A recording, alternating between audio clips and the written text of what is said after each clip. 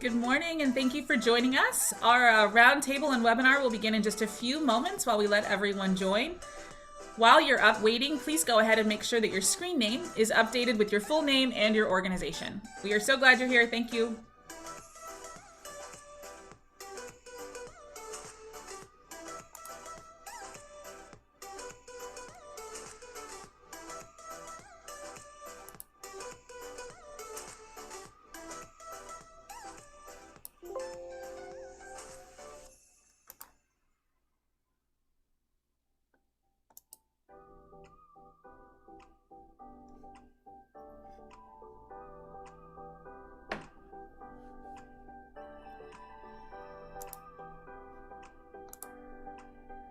For those of you just joining us, thank you so much. We're excited to see you all. We're going to get started in just a few moments. If you have just jumped in, please do make sure your screen name is updated with your first and last name and the organization that you're representing. And as I mentioned, we'll get started in just a couple seconds.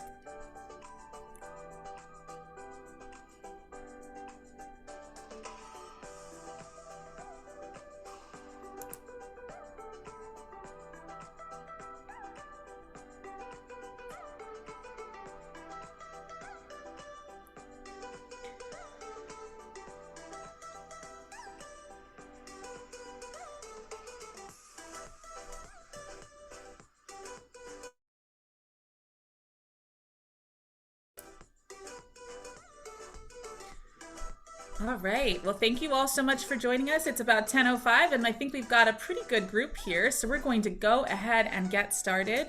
Thank you so much for taking some time out of your morning to connect with us at ILG. Welcome to our special Leading Local Roundtable and webinar on operationalizing equity. Next slide, please. My name is Erica Manuel. I am the CEO and Executive Director of the Institute for Local Government, and I'll be your moderator for today's session. And as I mentioned, really excited to have you all join us. And before we actually get started, I do want to go over a few housekeeping notes and disclaimers. As you may have seen a little notification, all of your lines have been muted for at least this portion of our discussion, but you can ask a question at any time by just typing it into the chat box on the right or left-hand side of your screen. Usually it's on the right.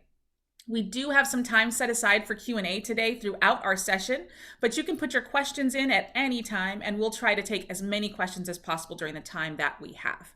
If you have any technical difficulties during the session, you can also feel free to use that chat box function and one of our session coordinators behind the scenes will assist you.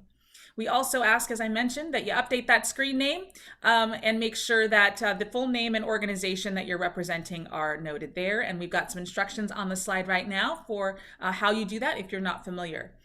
You should have also gotten a note that we are recording today's webinar and roundtable, and we're going to share that recording and any of the related resources that we have with all of the registrants later this week. Next slide, please. So I am so excited to be hosting today's Leading Local webinar and roundtable on operationalizing equity.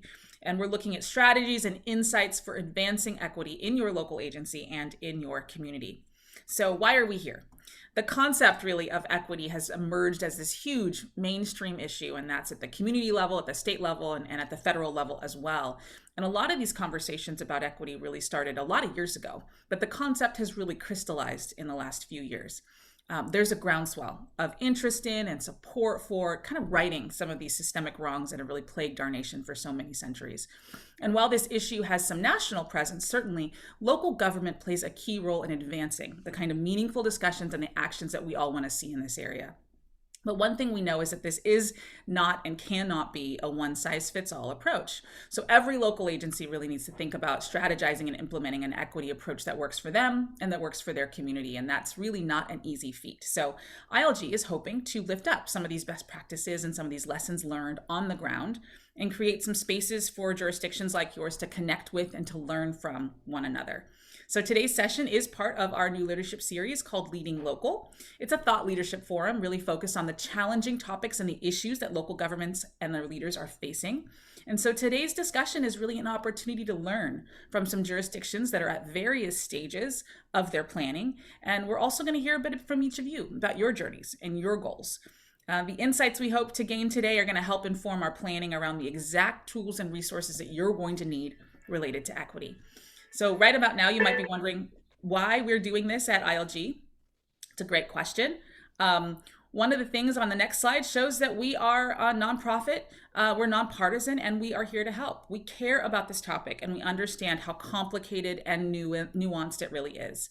As you may know, we are the nonprofit training and education affiliate of three amazing statewide associations, all representing local government: the League of California Cities, CSAC, and the California Special Districts Association. And together with them, we serve over 2,500 local agencies, and that's cities, that's counties, and that's special districts. And our real mission is to give you guys practical, easy to use resources so that you have the ability to effectively implement policies on the ground. We understand the really unique nature of the work that you do. And that's why everything that ILG does, the work that we do, centers around helping you navigate the complexity of your roles. And that's really one of the reasons why we're so excited about today's discussion. The Leading Local series started earlier this year, and it's solely focused on acknowledging the pressures of local leadership and supporting each of you. And so we're tackling all these hard, sticky, messy, difficult topics to help you figure out a path forward. Next slide. So our four main program areas of work are on this slide, and really the key thing to take away from that is that we do everything from education and training like this webinar to technical assistance and capacity building and convening of key stakeholders like we're trying to do today, and bringing facilitation services around sometimes sticky and challenging topics. But we also center all of our work on the principles of equity and inclusion, and we believe that focusing on leadership and ethics and accountability and equity will really help cities, counties, and special districts increase trust with their residents and in their communities. We have a lot of free resources in all of these areas, and we offer customized consulting services to local governments as well. Next slide. So let's talk about how we're going to do this today. We are going to spend a little bit of time together really kind of diving into this issue at the beginning. And we're going to hear from first our three affiliates about how this issue is being addressed by the major associations for cities, counties, and special districts. And we're so grateful to have the support and alignment of those three partners. And then we're going to do a quick landscape assessment where we're going to hear from each of you about your collective experiences with some group polling. And then just a note that you will need your cell phones for that. So if you have those handy, we'd love for you to grab them. Then we're going to dive into our panel discussion where we're going to hear from some incredible practitioners in this space and really hear about how they're doing work on the ground right now. And then we're going to move into small group discussions where you'll get to connect with people on the same journey that you're on. We plan to end on or before noon today and get you on the rest of your day. On the next slide, it shows that we have amazing session co-hosts today. You know, ILG is really, really lucky and blessed to have the continued support of three incredible statewide associations: Cal Cities, CSAC, and CSDA. They're all leading the way and advocating for the best interests of local government in California. And I'm both grateful and thankful to have three of our affiliates here, not only co-hosting the webinar and the roundtable, but also here to talk to you about what they're doing within their agencies, within their organizations to support local government. These equity discussions have really elevated in the past 2 years, and survey after survey that we have seen indicates that this is a major topic of consideration and concern at all levels of government. So to set the stage for us, we're going to hear from our key players at Cal City, CSAC, and CSDA to talk about how they're approaching this topic for their members specifically. So our first affiliate is none other than Carolyn Coleman. She's the Executive Director of the League of California Cities. Carolyn, thank you so much for being here. Erica, thank you for having me, and ILG, thank you for hosting this important session. You know, as I was listening to you talk, Erica, it was just a good reminder for me that I truly believe that if you're not talking about equity within your agencies, and if we're not talking about equity within our organization, Cal Cities, then we're going to be leaving residents behind, and we're going to be leaving cities behind. And it's been a very challenging, difficult couple of years for so many. And if we're, again, not talking about equity, recovery is going to be uneven and really be held back in our community. So this is an important conversation, and the visibility was certainly elevated in the last year. A little about what Cal Cities has been doing. I'm so proud today to see my partner, Randy Joel, on this call. She has been so instrumental in moving our efforts forward. Like so many organizations, back in June 2020, we began to take a good hard look at ourselves. And for Cal Cities, that meant standing up an advancing advisory committee that was led by no other than Randy Joel and some other important city leaders. And it meant forging a strong set of recommendations on how we could move forward helping city leaders advance equity in their communities. Since then, our board has adopted a roadmap, and I think it's important that it's our board that adopted the roadmap. It's our board that's standing behind this priority, because I truly believe that leadership on this does start at the top.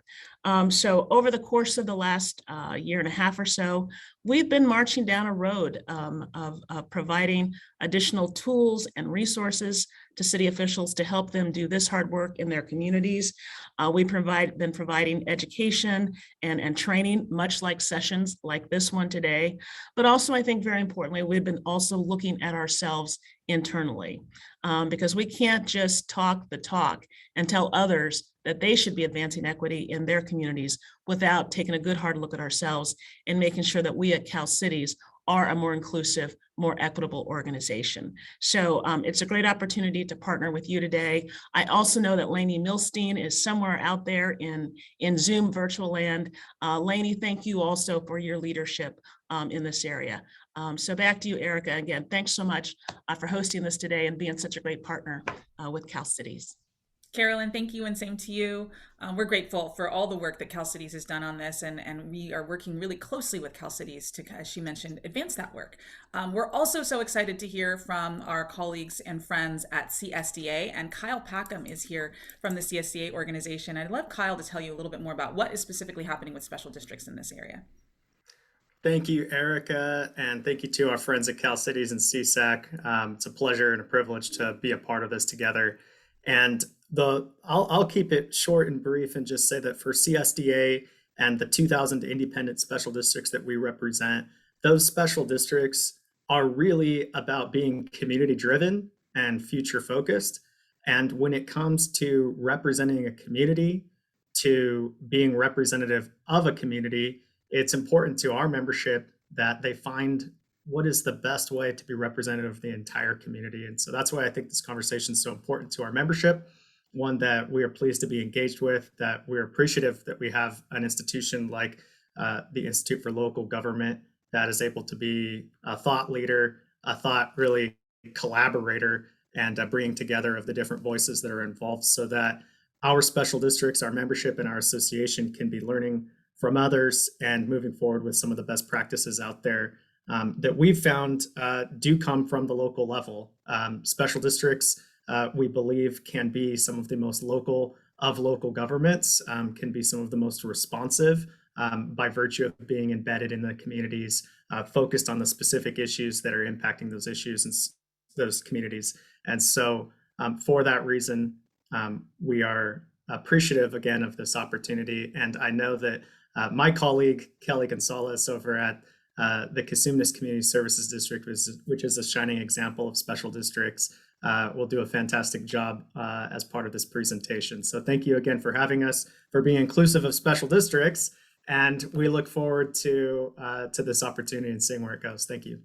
Thank you, Kyle. Special districts are such an important part of that triad, right? That are really critical for making sure that we're holistic in our approach. And so we appreciate that that Kyle is here today talking about CSDA and its plans moving forward. Our last affiliate partner is CSAC, and we're so excited to have Chastity Benson here to really discuss what CSAC is thinking. Chastity runs the CSAC Institute, which is a phenomenal educational resource for counties and county leaders, and we work closely with them. Chastity, please let us know what CSAC's up to. Great, thanks, Erica. Good morning, everyone. I'm Chastity, and I am the Director of Operations and Educational Programs at the California Counties Foundation, which serves as the education arm of CSAC. CSAC is committed to advancing equity and inclusion in California's local governments. These principles are embedded in our core values. And over the past year, we have curated a series of educational platforms using a groundwater approach to build a practical understanding of structural inequities that exist in communities throughout this nation, but in California. We are delighted to partner with ILG and Cal Cities and California Special Districts Association in today's leading local discussion to continue this important work. I want to commend all of you for your commitment to advancing equity in your local communities. When CSAC embarked on this this lane last year, it was difficult. There are 58 counties, there are 58 ways of doing things. Everyone's in a different place in this work. I'm pleased to see we have Shasta County on the line, we have Yolo County, we have Sonoma, and a host of other counties who I know have been doing a lot of work in this area. And I just want you to know that we understand that this is hard work.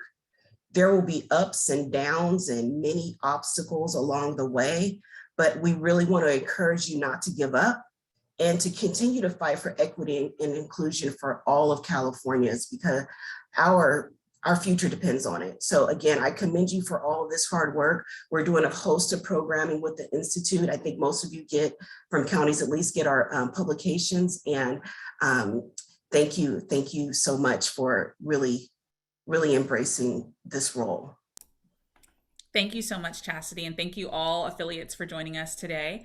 We are absolutely excited for the opportunity to have this conversation, really, and to think about what are the ways that we can work together. And if you go to the next slide on the screen, one of the things that you'll hear from us is that, equity is a critical issue and it's an opportunity, right? So ILG's vision in particular is for how local agencies can do more than just talk about equity. And as the education and training affiliate nonprofit representing all three forms of these local government, we think that there is a huge opportunity to encourage this cross-sector collaboration and really bring together not just local government, but also think about state agencies and foundations and the private sector to work together to advance equity for the populations that we all serve. So we wanted to help you as ILG by providing sort of greater efficiency and access to these resources and by common grounding some equity concepts. We also really want to create peer learning and collaboration activities between cities, counties, and special districts, because you can learn from each other. You can collaborate to make this easier. We think that there are some economies of scale and some lessons to be learned. And so our 2022 goal is to really create these learning communities, provide the technical assistance you might need, and develop some resources and training so you can do this important work. Now, we say that to say that we don't want to reinvent the wheel and we don't want to build resources that you don't need. So today's conversation is hopefully going to be educational for both you and for us. So let's get started. So go on to the next slide, please. All right, so this next part of our event is a landscape assessment. We're going to do some informal polling, and I did mention at the very beginning that you're going to need your cell phone. So what we'd like to do is learn a little bit more about your experiences. This will help us know exactly what you need to do this work on the ground. And so as I mentioned, if you could pull out those cell phones, we'd appreciate it. Do not worry, this will not be difficult, and it might even be a little bit fun. We are going to ask you to follow the instructions showing on the slide. These are instructions for participating in a polling software called Meeting Sift. And my colleague Hannah Stelmakovich is actually going to walk you through this and how to participate in this portion of our session. Hannah, if you're able to, please go ahead and unmute and show everyone what to do. Absolutely. Good morning, everyone. So on your cell phones, you're going to open your browser and you're going to type sift.ly and you're going to enter the participant code in the pop-up window. And then you're going to wait for me until I launch the poll. And on my back end, I see how many people are connecting. So no rush. If you don't have your cell phone handy, please go ahead and open a browser on your computer and follow the same instructions. And we're going to give it just a moment for most of you to log in. And meanwhile, I'm going to ask my colleague Kim to stop sharing so I can pull the same screen in a different way. If you have any difficulties, technical difficulties, please type in the chat and my team will navigate you through steps. So you see the instructions on the screen one more time. I have about 60 or 70% of you logged in. So let's give it another moment. Again, just open the smartphone browser or laptop browser, type sift.ly, do not type anything else, and enter the participant code. And while the rest of you are logging in, I'm going to launch the very first question. It's going to be an easy question. If you haven't logged in yet, don't worry. You're not going to miss anything, but we'll just get this polling going. And if you're still trying to log in, on the top right corner of your screen, you do have those instructions with the address and the participant code. And your first question is very easy. How many cups of coffee or tea have you had this morning? I don't know why, but we always like to learn How many coffee drinkers or tea drinkers are always in the room?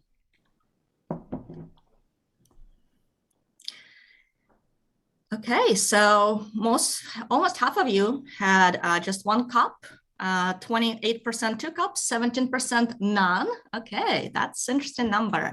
And 9% 3 or more. I guess you guys are early risers, those 9%. Okay, we're gonna go into the next question and get in a little bit more serious, learning about this collective experience and landscape. We're wondering about the size of your agency. How many employees are in your agency?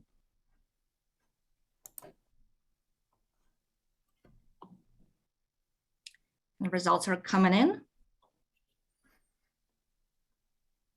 Okay, most of you participated. Okay, take a look on the screen for the results.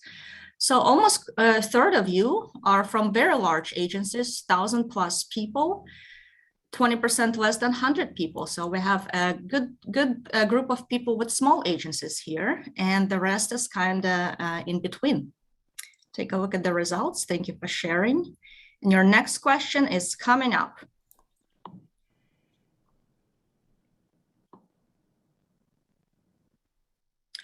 How far along is your jurisdiction in agency-wide equity planning? How far along is your jurisdiction in agency-wide equity planning?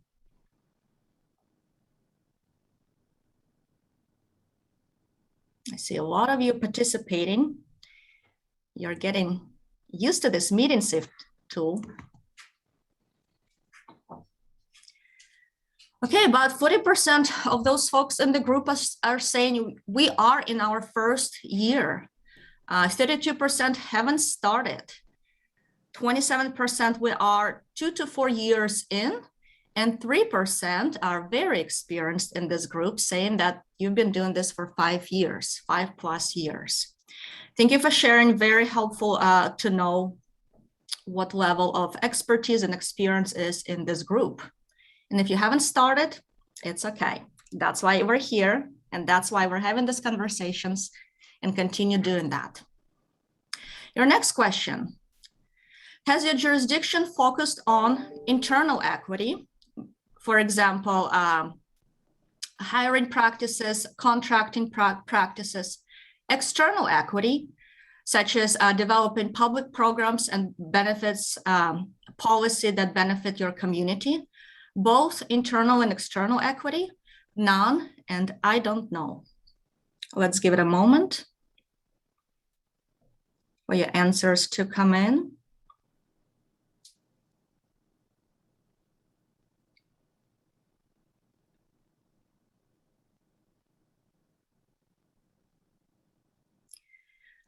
Take a look at the results. A little bit over half of you are saying that your jurisdiction is focusing on both internal and external equity. 14% of you are saying we don't know, and that's okay. 11% are saying none of the internal or external equity. And what am I missing? I think that's it. But take a look at the results. Very interesting distribution, with half of you are focusing on both internal and external equity. Okay, a couple more questions coming up your way. So this one is going to be an open-ended question, and you're going to type your answer. And we would like to know, what training, support, resources has your agency used for your equity-related work? What training, support, resources has your agency used for equity-related work? Okay, I see GARE is popping up on the screen a lot. NLC, call cities, community input, community assistance plan, GARE, none, external consultants and internal experts,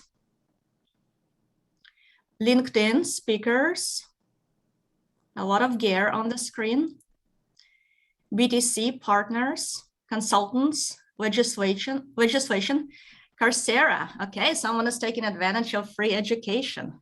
Webinars, consultants, So definitely what we're seeing from your answers between GEAR is a big one, internal, external consultants, and any resources out there such as webinars, educational courses. Thank you for sharing. Peer groups. I'll give you a couple more seconds to type, and we'll go into the next question. Diversity training from Circle Up. Oh, that's a good one. ICMA, also great resource, all the great resources, and local colleges. Excellent.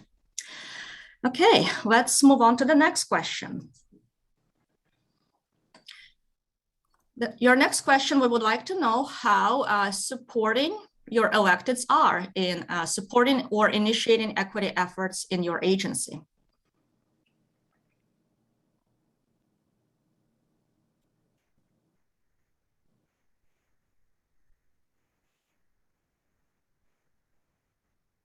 My electeds are initiating, supporting equity efforts in my agency. Take a look at the results. If you're done answering, about 76% are saying strongly agree or somewhat agree, meaning that you have a pretty supporting electeds who are supported in initiating equity efforts in my agency. And some of you don't know, and 11% somewhat disagree or strongly disagree. Okay. Hopefully this will be changing in a year or two. Okay, what about your senior leaders? How supportive they are in of equity efforts in your agency?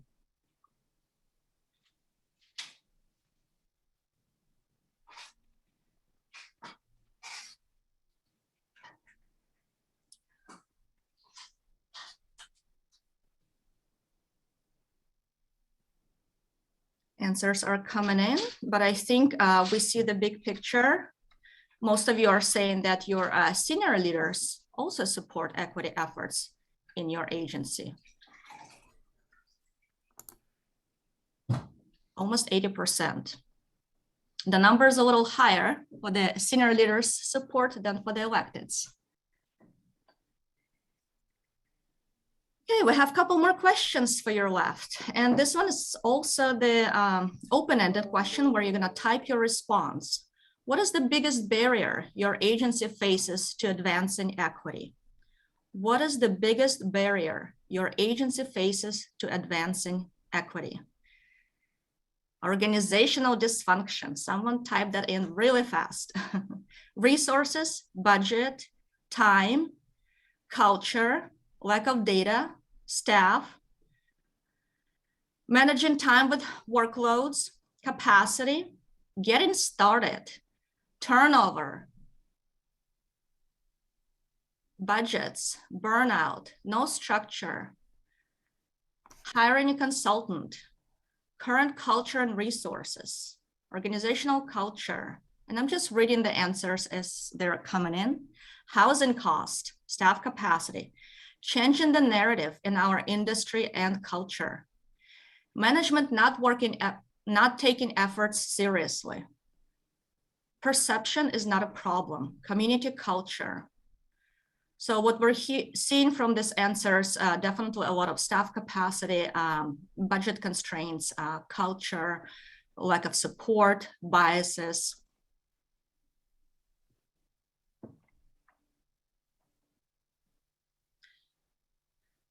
Figuring out where to start. Well, hopefully this webinar will help you to do that today. All right, couple more questions before we wrap up this Meeting Sift instant polling. Let's talk a little bit about resources and what's the gaps. Our agency has the educational resources we need to do equity work.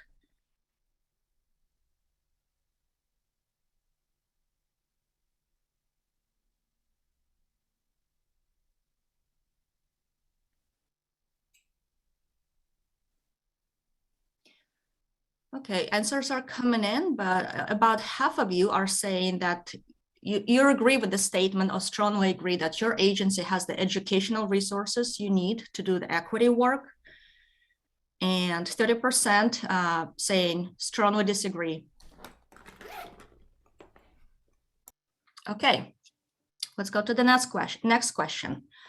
What about the financial resources? Our agency has the financial resources we need to do. We need to do equity work.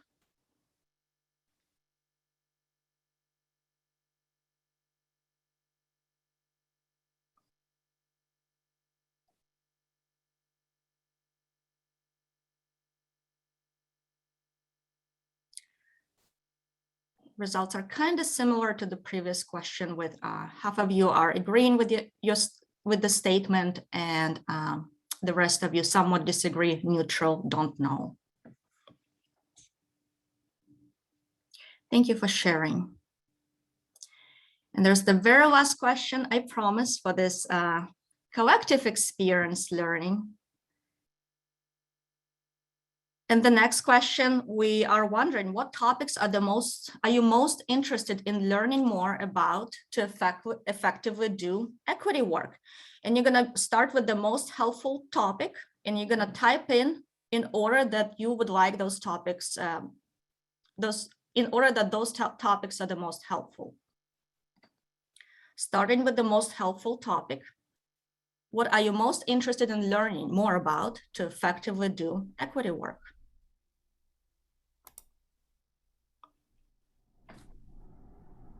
Oh, and I totally provided instructions for the next question, which is going to be top 5. This one is open-ended question. Please go ahead and type away. I thought it was the last question, but no. We'll ask you to answer one more question after this. Okay, topics you're the most interested in learning. Changing culture and narratives, how to engage stakeholders effectively, making the business case, organizational change, how to start, removing internal barriers, supporting individual personal work, critical race theory, paradigm shifts, engaging employees, change management, a variety of topics. Definitely a variety of topics. And this really tells us that equity is just not 1 or 2 educational resources. It's just so many topics that help you to connect the dots and move this work forward with your agency. Okay, the very last question, I promise, I'm not lying this time. And now the question, what resources would be helpful to your agency in continuing your equity work? And this is the question where, starting with the most helpful resource, you're gonna select from 1 to 5, what are the most helpful resources for your agency in continuing your equity work, 1 being the most helpful and 5 being the less helpful.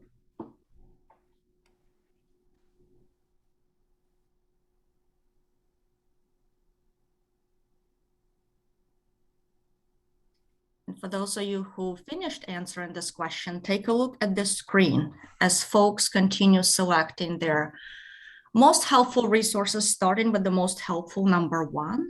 The results on the screen are changing.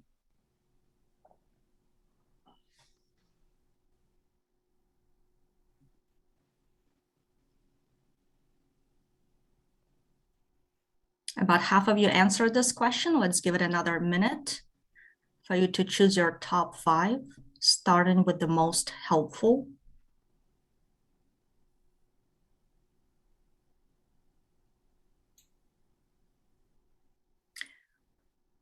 Okay, starting with the most helpful resource for your agency in continuing your equity work, strategic planning, the most helpful, followed by training sessions, implementation assistance, evaluation, written materials, and peer learning with other agencies. A couple more answers are coming in, and you can see peer learning and written materials are kind of on the bottom, being the least helpful, but still helpful. Okay, I think that's our meeting shift polling for today. Thank you so much for your participation, and we will continue with this webinar. Excellent. Thank you, Hannah. All right, we are going to jump back to our agenda and get into the panel presentations and panel discussion. So I'm going to swap one thing. Just give us one sec. All right, so I want to thank you guys all for those insights. I really want to make sure that you know that certainly we appreciate the insights that you have, and really thinking about, what are the opportunities that we can do, education, training. What exactly do you need? And you provided us with some of that insight. I appreciate it. And you were honest, which I really appreciated. Some of those words and comments in there and phrases were incredibly direct, and I appreciated it. And I think we all like to see kind of the authenticity that comes from this group. And we're going to hear a little bit more about that, I think, from the panelists today. The other thing to note is that none of these answers are attributed to you personally, so you don't have to worry about any of that. And we just hope that you will continue to be candid with us and continue to be honest and open about your experience, your needs, your frustrations, right? Because that's ultimately how we are going to make real change in this area. So it also, some of the things that I think that you talked about give our panelists some information about who's kind of in this virtual room today and what some of your challenges and your opportunities might be. So let's jump into that. Next slide, please. So for today's session, we thought it was really important to represent the full spectrum of efforts around this topic. And as the polling just showed, a lot of you are in a lot of different places. Some of you are just starting, and some of you have been doing it for a while. And so we want to understand and appreciate that everyone's on their own journey. It's not something that is easy to tackle. It's really nuanced, it's really complex, and it's really sensitive. And so this topic really deserves to be treated with care and consideration. The panelists that I have the privilege of introducing today are on all different stages of their equity journey. We have representatives from cities, counties, and special districts, and we have people that are just starting out and agencies that are well on their way. And so today's discussion is about operationalizing equity, not just talking about it. And so the panelists that you're going to hear from today are going to share with you their real experiences, kind of the ups and the downs, the good and the challenging, so that we can all learn from each other and learn together. So I'm honored to have Shireen Dedman with the County of Mono. She's their county clerk. We also have Kelly Gonzalez. She is the Director of Business and Public Affairs with the Cosumnes Community Services District. We have Randy Joel. She's the City Clerk and Legislative Director for the City of Temecula. And we have Rosemary Soto with the County Administrative Office of Monterey County. One thing you may notice about these panelists is that none of them have the word equity in their titles. And that's because we understand that a lot of you are doing this work under the guise of that other duties as required title. And also you're doing it out of the passion that you have for this effort. And so the title doesn't matter as much as the commitment to the work. We're at all different levels, all of us just working to make change. So we know that everyone's not an expert out of the gate, but we're working to learn and do the right thing for our agencies and for our communities, and all of our panelists are definitely in that boat. So to kick us off, we're first going to hear from Randy Joel with the City of Temecula. Randy has a presentation, but if you have questions, go ahead and drop those questions in the chat at any time throughout her presentation. We will be curating those questions and doing a little tiny Q&A between presentation as time allows, and then we're going to gather all your questions so we can ask them during that Q&A portion at the very end. So with that, I will turn this over to Randy Joel. Thank you, Erica. And I really want to start today by thanking Erica for creating this space for learning. That is so important. We don't get to that place of actual talking and operationalizing equity unless we have a forum for co-creation and thought discussion, and for ILG to create that space. I'm very grateful. I'm also grateful to serve as an ILG board member and then as a Cal Cities board member. And I want to thank Carolyn Coleman specifically for creating space at Cal Cities for our 482 cities to engage on the topic as well. So with that, I'll go ahead and get started. And I wanted to, next slide, please. And I wanted to go ahead and set the stage of our journey, Temecula's journey in this space.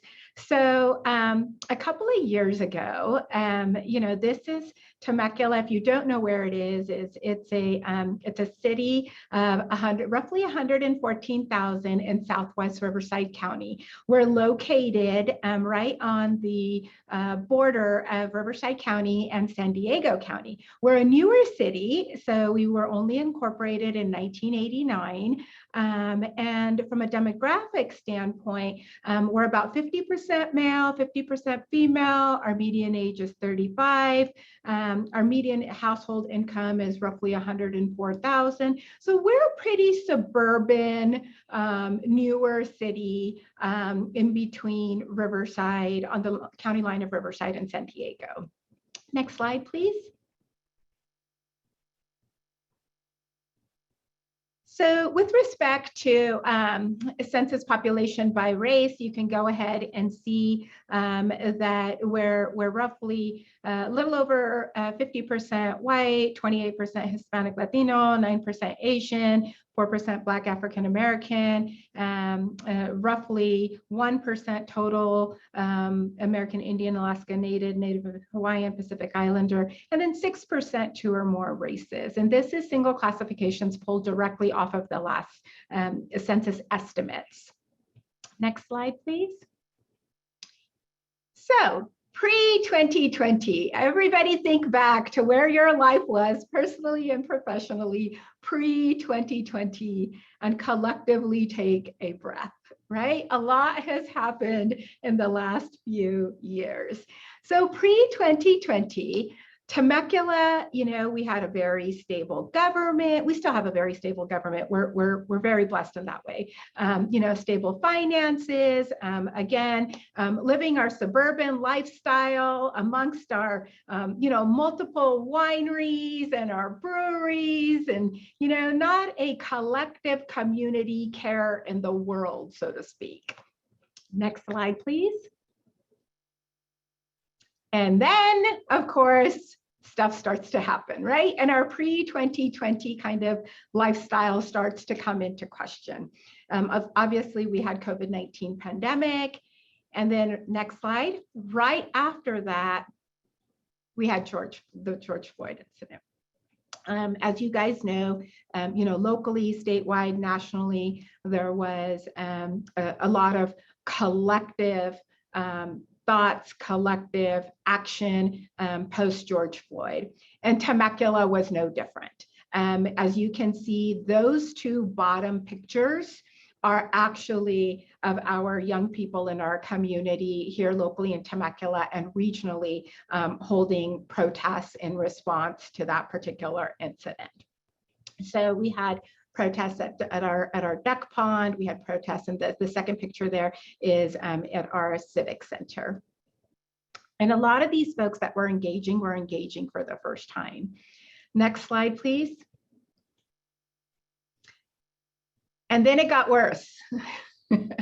Then, unfortunately, we had a situation where our then mayor said something in social media that created a situation with his immediate resignation and additional protests. So, you know, this suburban community living their winery, brewery, suburban lifestyle really found itself in turmoil in the summer of 2020. Next slide.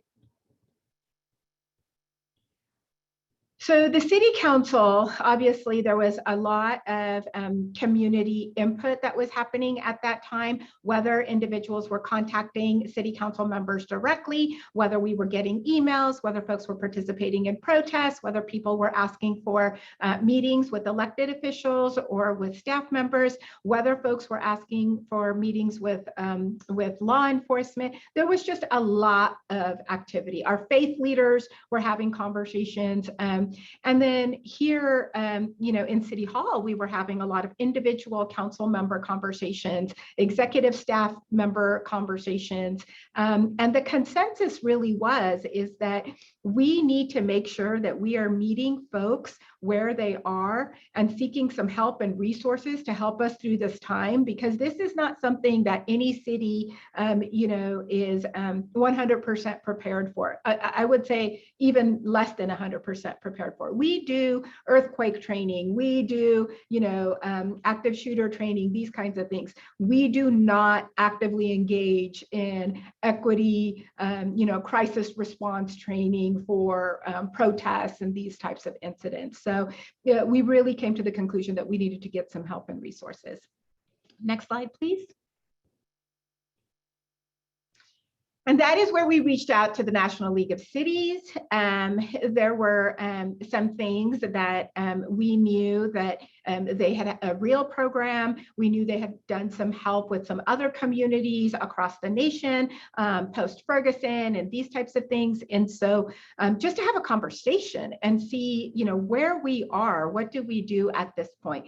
The other thing that was really happening was individual council members at the time all had individual ideas of what they wanted to do in order to help bring the community healing and togetherness.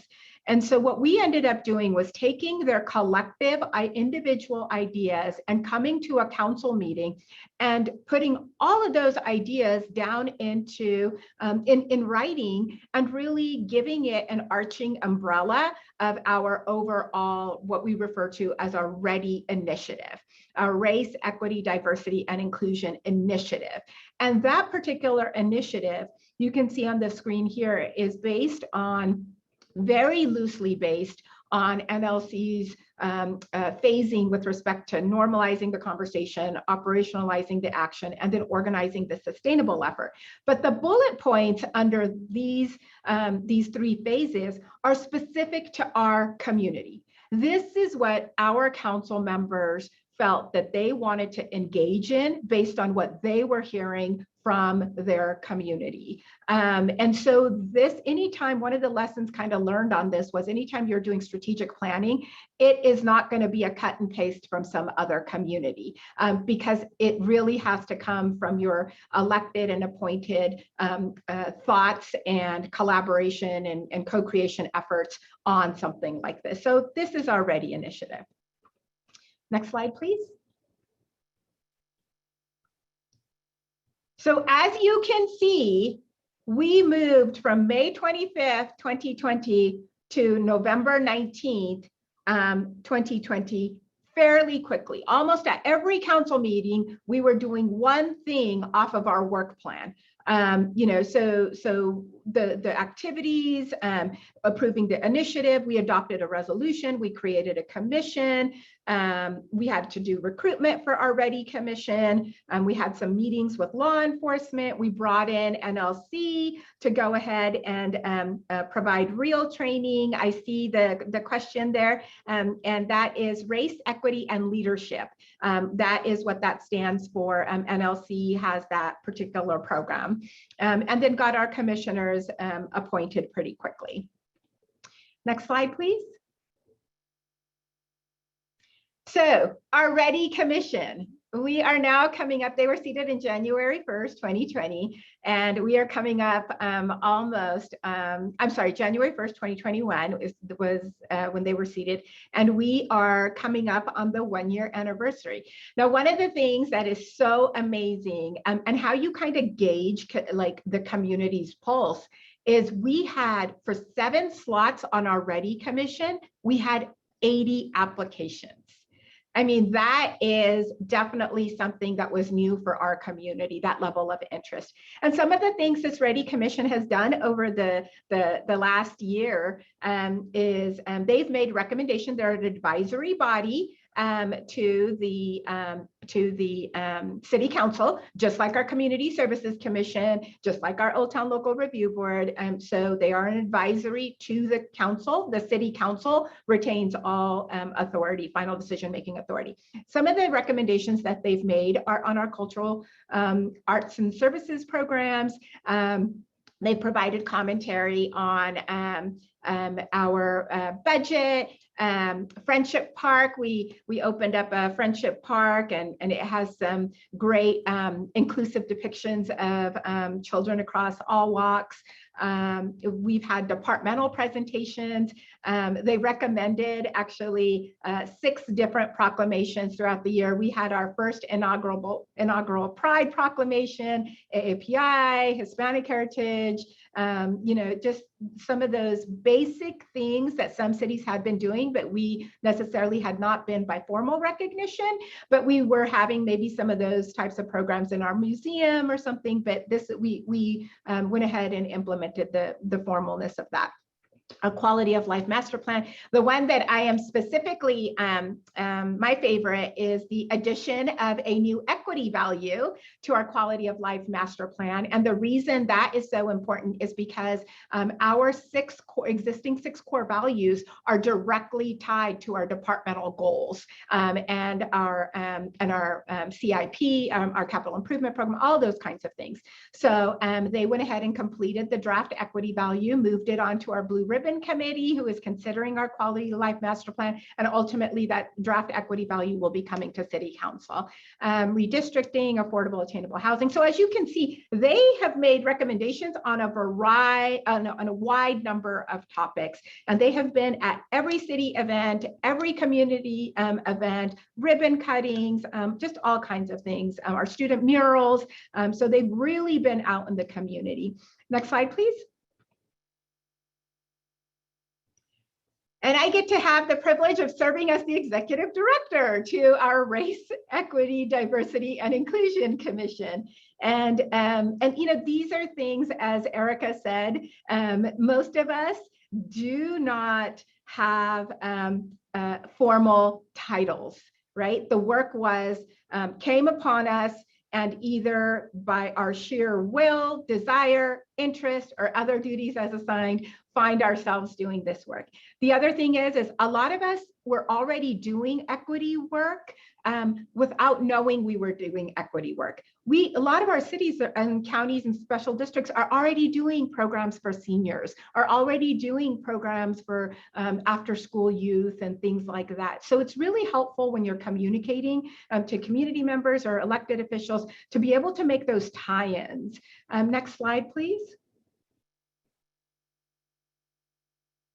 Okay, I want to go ahead and just sum up the lessons. I know we're short on time here. So with respect to the challenges, you know, I really, and some of this I've heard from other speakers as well, is in the learning that I've been doing, and I can absolutely verify that this is true for us as well.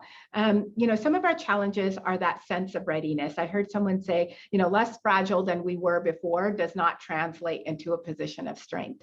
So just because one of the things to consider is just because one group of elected officials and community members support the beginning of the work doesn't mean that there's not going to be change in that leadership.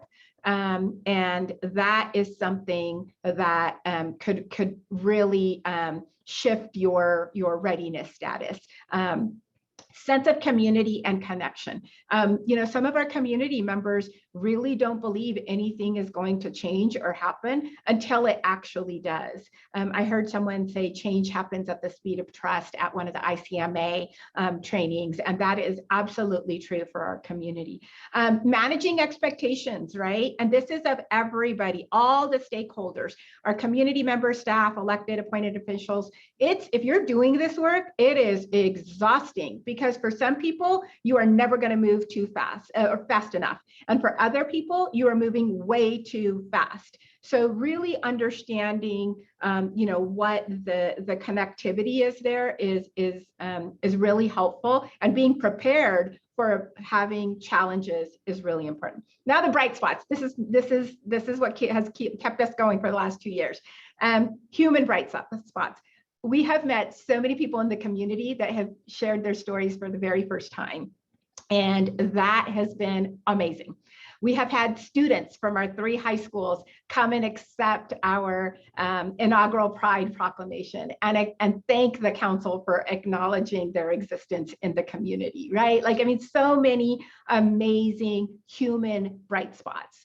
Procedural bright spots. The City Council, you know, adopted a wonderful resolution supporting the fair and equitable treatment of all human beings, and they supported the adoption of a READY initiative, and more importantly, not just in verbiage, but with actual actionable steps. So that was really important. And then the last bright spot I would say is, the connection bright spots, right?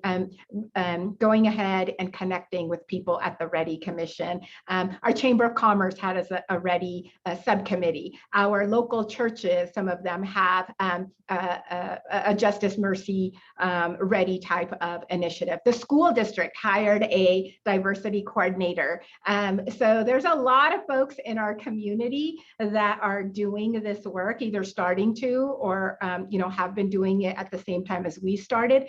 And it's really been great connecting with everybody. Next slide. So with that, I will say that is the end of my presentation, but I will also say that for us, for me, it's just the beginning, right? Like we are a little off of a year and a little off of 2 years now, starting on our second year. And it has been the most challenging professional work I have ever done, but it has also been the most rewarding professional work that I have ever done. And obviously for me, as a first generation Indian American woman, it's also very personal. So with that, Erica, I will turn it back over to you. Thank you so much, Randy. We really appreciate your presentation, and my hope is that you can take a look at the chat. There's a couple questions in there that we would love to really focus on. If you can type those answers in, we'd appreciate it. And then we're going to be asking you as well after everyone's presentation, how did you do it? I mean, I know that this is a long and very aggressive timeline that was, well, short timeline, but aggressive. I'd love to know when we get to the Q&A, how did you make it happen internally? How did you find the time? We'd love to hear from you on that when we get to our Q&A.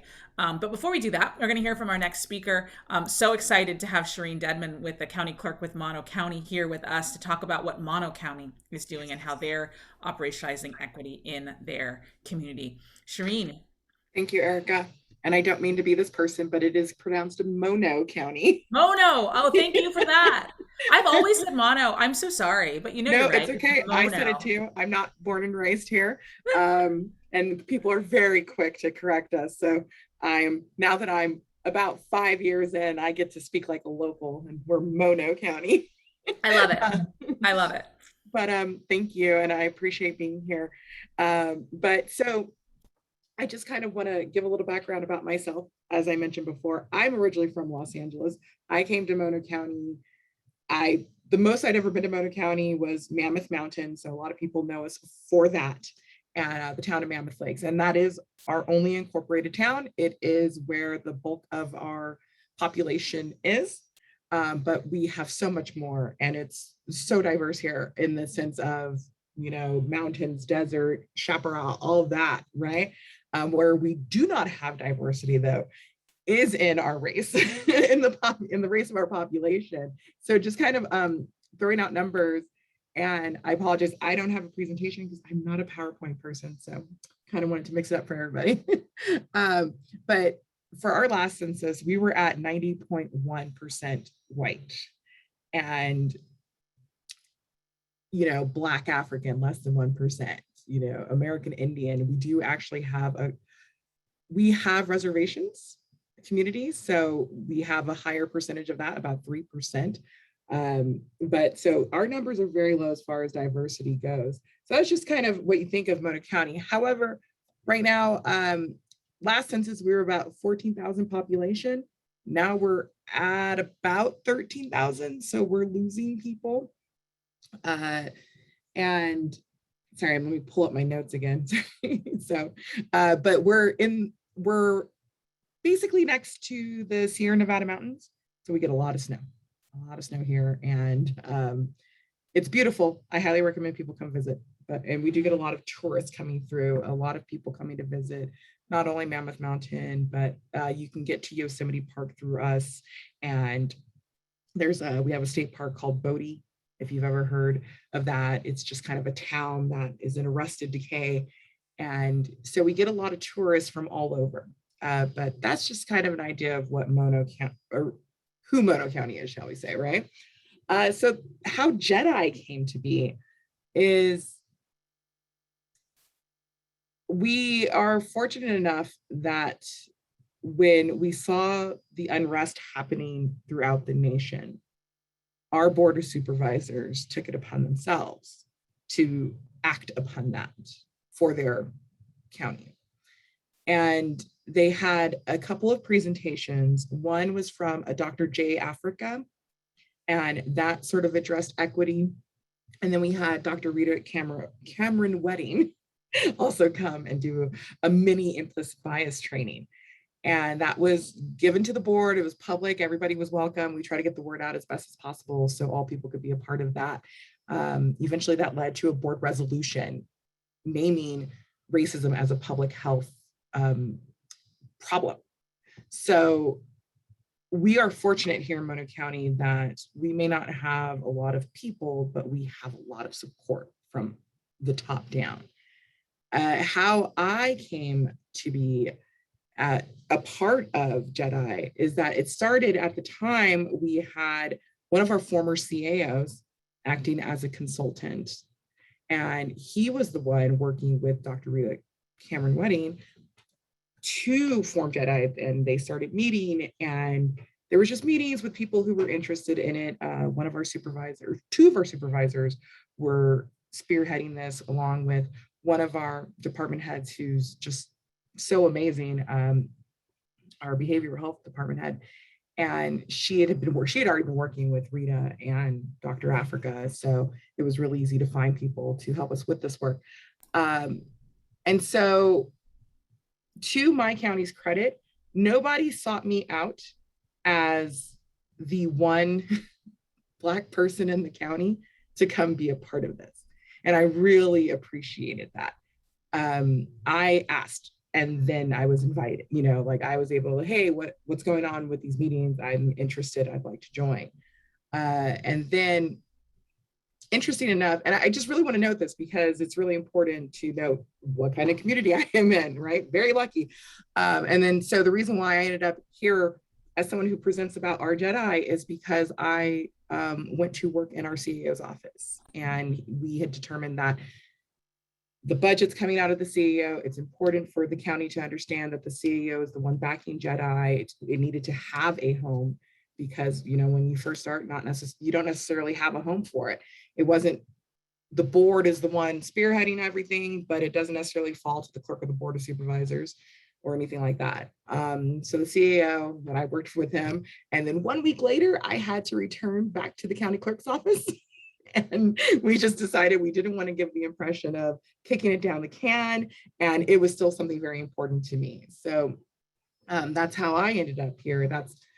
But it is still technically housed through our CEO's office, even though I'm the county clerk recorder, clerk of the board of supervisors. It is unrelated to my position in that sense. But I have the same struggles as everyone else of time, staff, and money.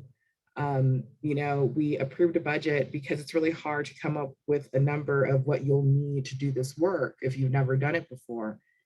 And then I saw the contract with our consultant who's helping us with our implicit bias training. And I was like, oh, her contract is our entire budget. We can afford to pay for our care membership. And that's it. I maybe can buy you guys some snacks at our next meeting. So that's definitely one of our struggles. I have to go to the board and ask for more because where we are trying to lead JEDI is to have work that is based in data and facts. So our goal is to find a way to have data that says there is inequity in Mono County. So our work does matter and it is required because we are the numbers which demonstrate that we are a blue county, but I want to say we're more of a dark purple county, and we have very vocal people who don't understand the work of JEDI. We received a letter calling it critical race theory, and it's just shows that it's very necessary work, but we still have a community that needs more information about what we're doing. So anyway, so we want to be able to have the numbers to represent that so that people can understand why we're doing the work that we are. As I mentioned before, biggest challenge is probably it's not just budget. That's going to be a challenge. It's going to be resources, mainly time and staff. I'm currently, like I was, I ran a little late today, even to this to this panel, because I'm doing a job that I don't have the staff for. This person left and it's been 4 weeks and I haven't been able to hire. So that's kind of what being part of a small organization is presenting as far as challenges go. But we did finally have our first implicit bias training. It was open only to our organization because we kind of want to play things close to our chest before we include our community, because we want to know what we're doing before we invite more people to join us. And it was a huge success. We have about 400 employees, and about 85, or actually I think it went up to 91 people showed up. So that's a huge deal. We can't even get that for like a company picnic. So we were very excited to see that. And we had these breakout sessions where there were conversations, and I think it was a lot more than we expected. We intend to have 2 more of these trainings, but the idea is we've had the conversation going. Our Jedi group meets monthly, and so now we have more information for us to work with, because we want to keep action going. To us, we just think movement is the most important thing so that it doesn't fall by the wayside. So we're trying to address anything that we can with what little budget we can. One of the members, he's actually on this meeting, so thank you, Mike, for showing up. But we talked about making sure that the signs in our new Civic Center have Spanish language included. And, if we were very fortunate in that Public Works had thought of that, but now we have other buildings with other signs to be able to address that. It may not be the largest of the portions of our population, but our Spanish speakers will be able to come and receive help and feel included in our buildings. And that is Mono County. Those are our struggles. That's where we are currently. Thank you so much, Shireen, for that information and for kind of telling us, I think what's really showing up is that Mono County is at a slightly different place than, let's say, Randy and Temecula is, right? It's a slightly different approach. It's a slightly different demographic, but you're still focused, you're still moving forward, and you're trying to do it all and juggle it all, given all of the other responsibilities that you have. And so I want to thank you for that presentation, and we're going to have additional questions to ask Shireen at the end of all of our panelists. But if you do have any for Shireen, please drop those questions into the chat, and we will make sure to answer those. One other thing that I know that we want to do today is make sure that if you need a resource, if you need someone or something written down, that we have those available to you as well. And so one of the things that we will do is make sure that we send you anything that we can get from our panelists or insights and resources that we have after today's session, in addition to the recording. So make sure to drop in the chat any things that you hear maybe from our panelists that you might want to hear or to view. So somebody asked Randy about stipends, selection criteria, certainly Shireen's comment about data. All of those are fantastic. And so go ahead and ask those questions. And if we can gather those insight and resources for you, we certainly will when we follow up with everyone. All right, our next speaker today is actually Kelly Gonzalez. She is the Director of Business and Public Affairs for Cosumnes Community Services District. And Kelly is here with us to talk about what the special district world is kind of looking at as it relates to equity and how they're approaching it in their community. Hey, thank you. Happy to be here and share our story.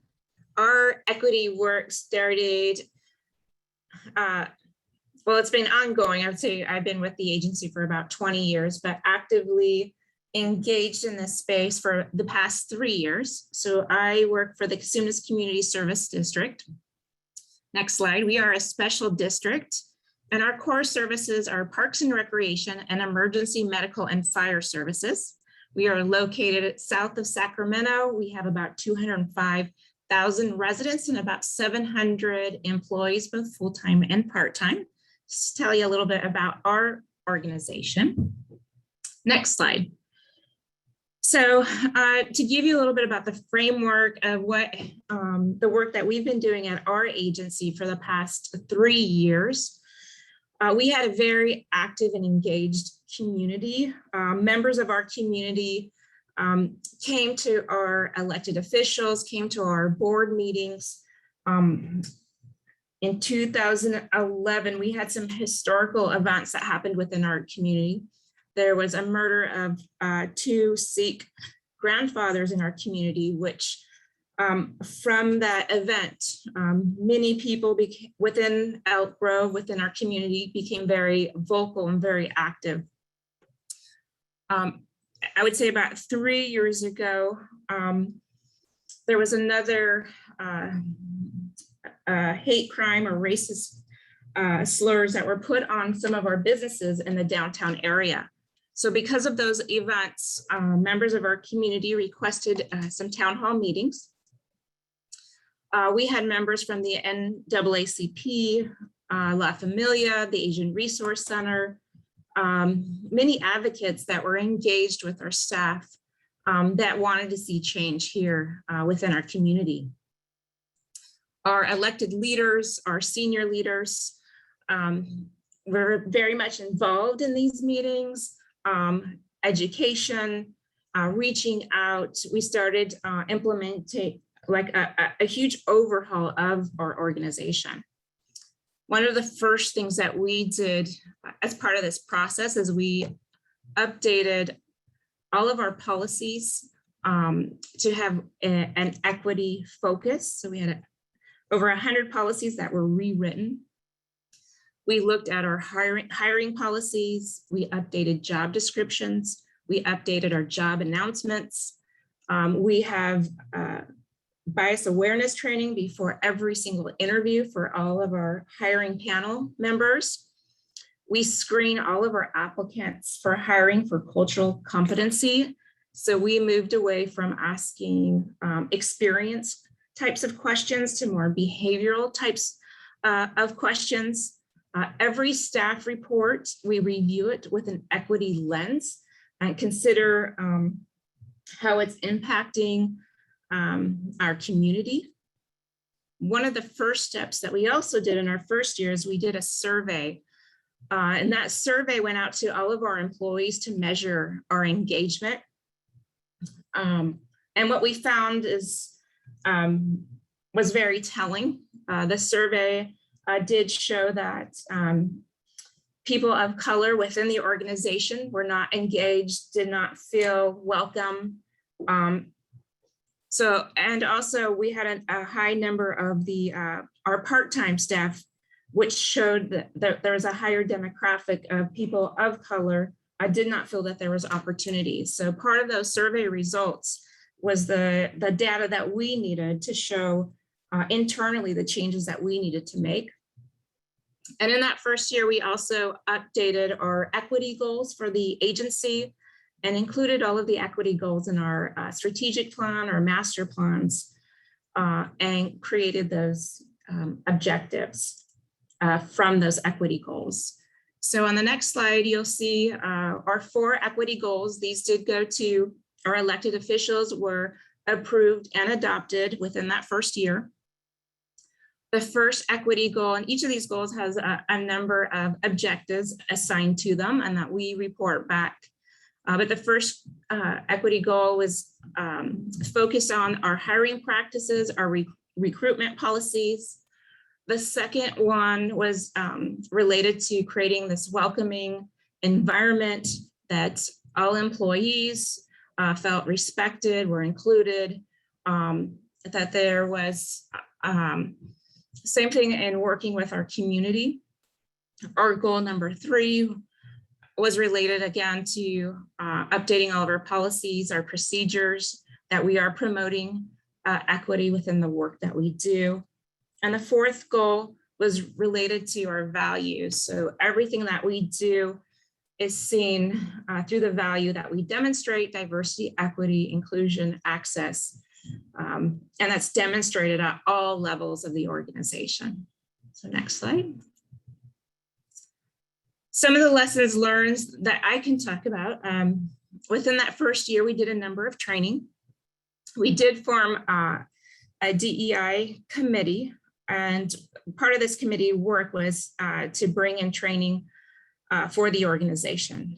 One thing I highly recommend that first year of training, some of the lessons learned is that the committee would, they would view the training first and experience the training before they recommended it to the larger group. In our first year, the trainings were voluntary as we created champions of this work.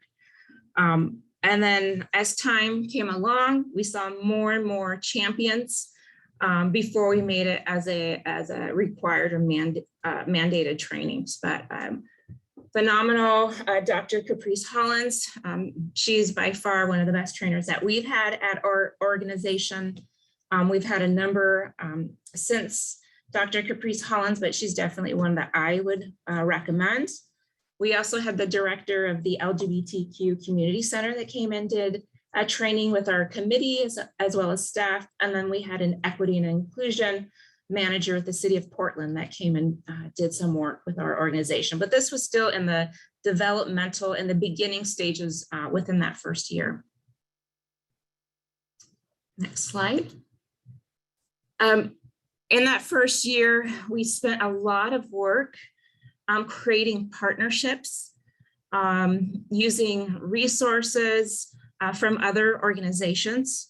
Our neighboring city did have an equity manager. I met with her. She's been doing this work her entire career. So learned in that first year, we were having some pretty big struggles with our committee. So she provided some guidance, how to structure the committee, some work in working with some of the staff that may have brought forth either some challenges or obstacles, and she helped me to overcome those challenges. We partnered with the local university who did training for our staff.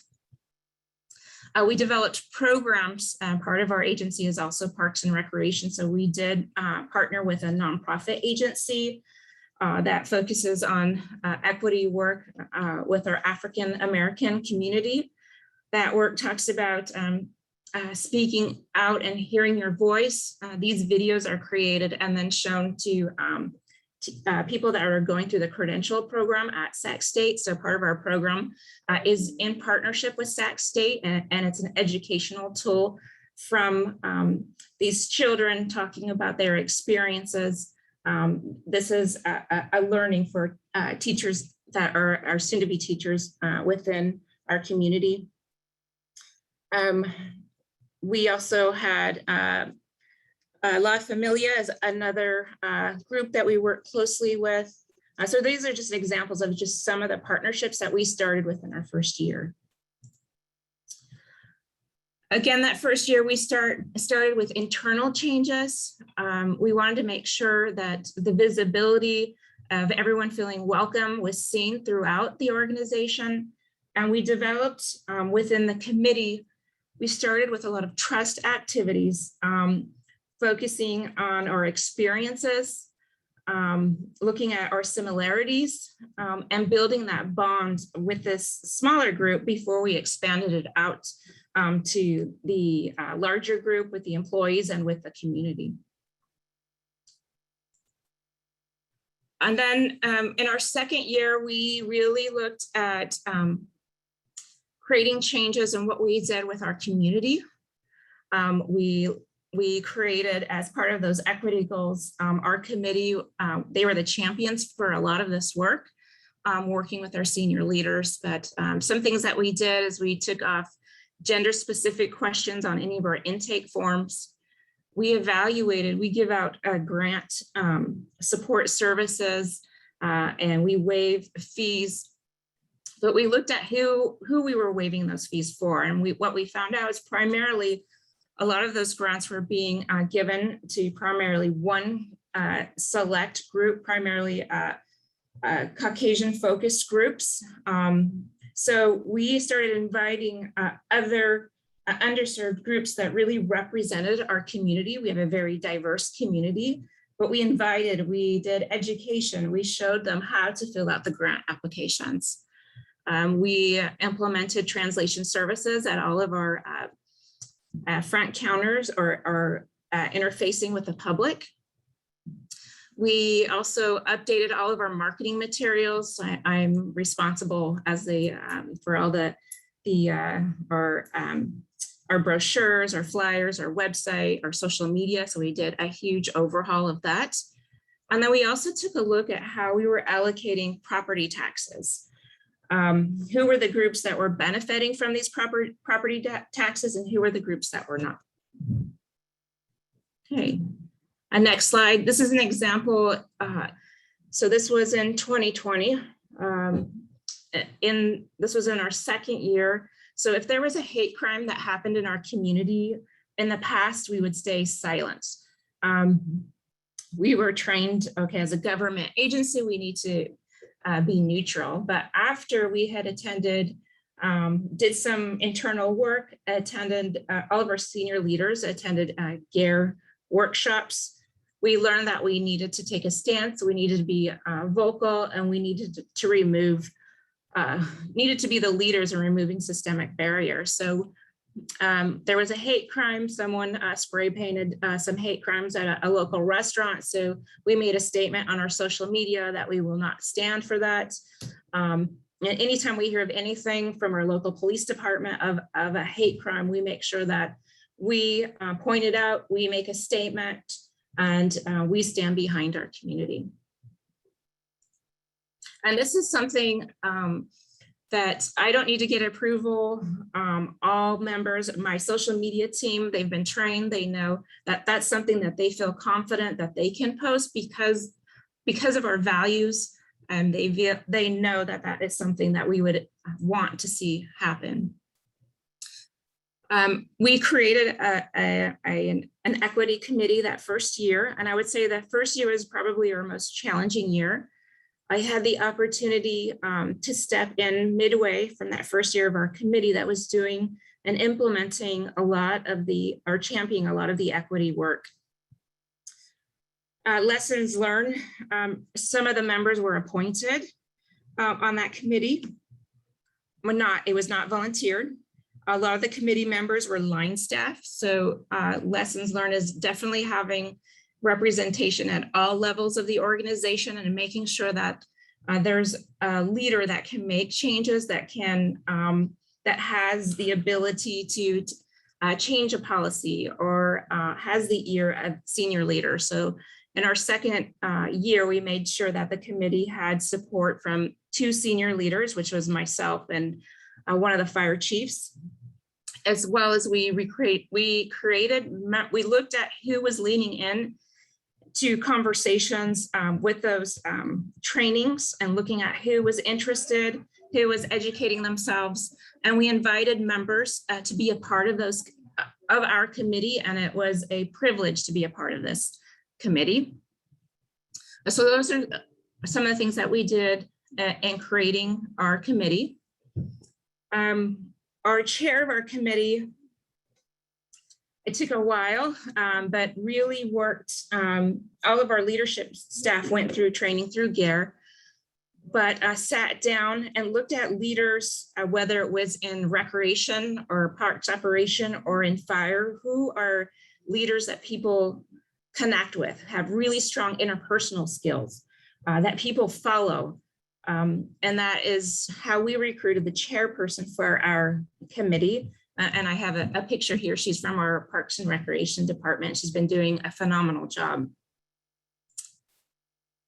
Our DEI committee, we do a lot of talk about leaning into conversations, having courage and being vulnerable, that it's okay to make mistakes. We're here to support one another, but it's good to feel uncomfortable.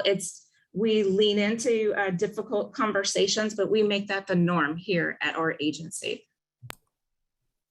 And thanks, Kelly. I just want to give you a heads up that we're going to move on to our next speaker pretty soon if you have a chance to close this out. Sure, I'll wrap it up. I'll go a little bit faster. So you can go, skip to the, keep going to the slide about proclamations. Keep going. That first year, one of the big things that we did is we created proclamations that we had our elected officials approve.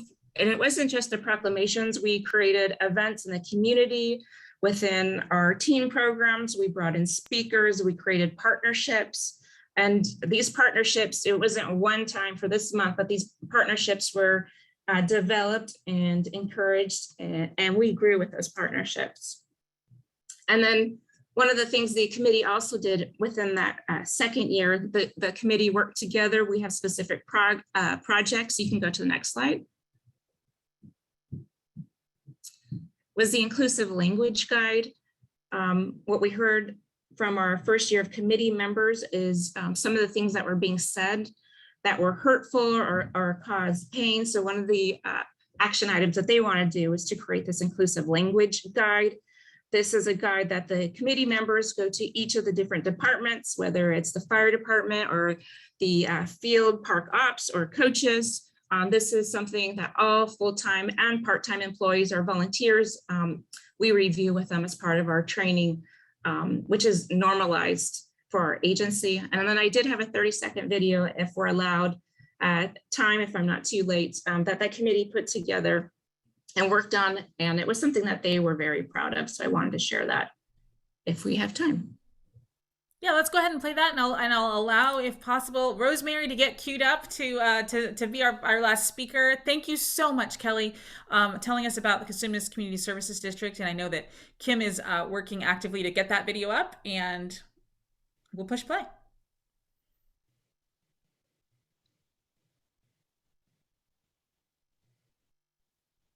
Kim, let's make sure your volume's up. You're welcome. Sorry. All races and ethnicities. We welcome all religions.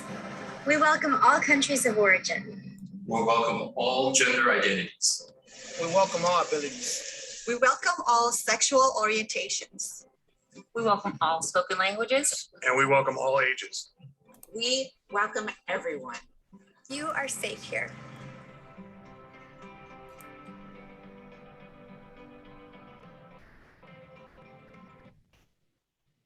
Thank you.